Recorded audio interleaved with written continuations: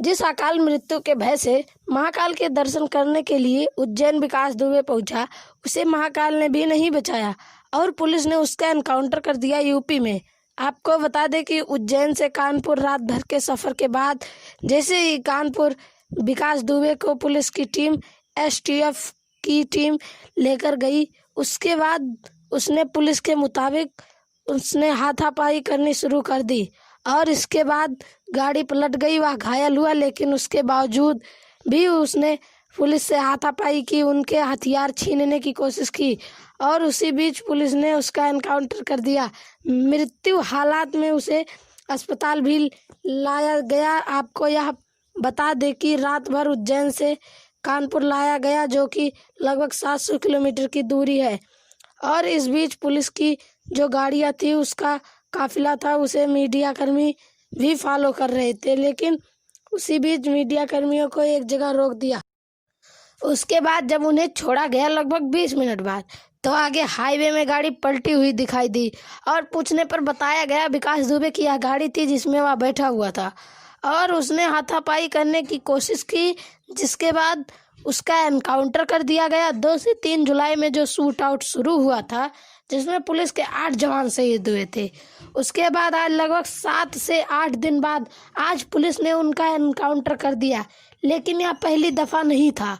जितनी भी विकास दुबे के साथी थे, उन सभी को पुलिस ने एनकाउंटर कर दिया था।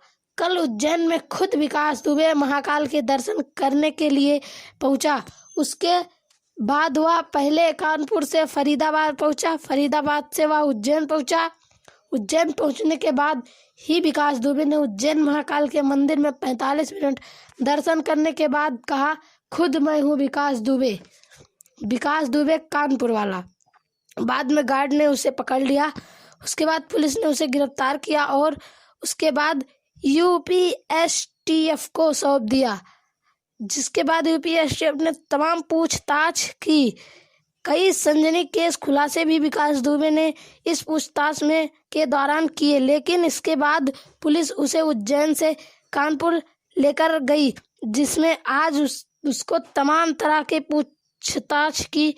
लेकिन इस बीच खबर आई उसकी गाड़ी में बैठा हुआ था, पुलिस के साथ वह पलट गई और पुलिस के मुताबिक वह थोड़ा बहुत घायल था, लेकिन इसके बावजूद उसने पुलिस से हाथापाई करने की कोशिश की, उसके हथियार छीन लिए, लेकिन उसी बीच पुलिस ने उसका एनकाउंटर कर दिया। 2 से 3 जुलाई में जो पूरी कहानी शुरू हुई थी कानपुर शूट आउट की, वह आज ऐसा लग रहा है कि विकास दुबे की मौत के बाद खत्म हो गई।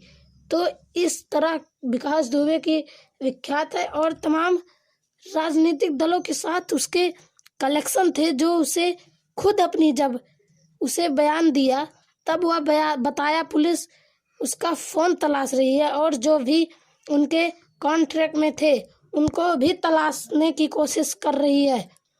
उसका पूरे कॉन्ट्रैक्ट लिस्ट में जो है उसे तलाशने की कोशिश की जा रही है और किन किन नेताओं के साथ उनके संबंध थे वह भी खबर तलाशने की कोशिश की जा रही है।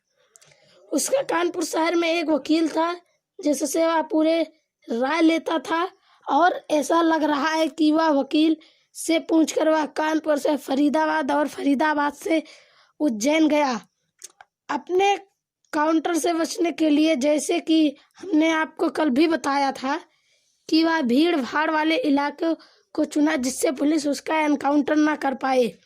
मौत से बचने के लिए, अपनी अकाल मौत से बचने के लिए जिस विकास दुबे ने उज्जैन महाकाल मंदिर का सहारा लिया, लेकिन वह उस पर जिस तरह से उसके हाथों में 8 पुलिस वालों के 7 केस उस पर दर्ज थे, हत्या के मामले में हाथों में उसके केस थे। उसके बाद महाकाल भी उसे नहीं बचाया। आज 10 जुलाई सुबह शुक्रवार को पुलिस ने उसका एनकाउंटर कर दिया और उसके साथ उसकी पत्नी और बेटे को गिरफ्तार कर लिया गया है।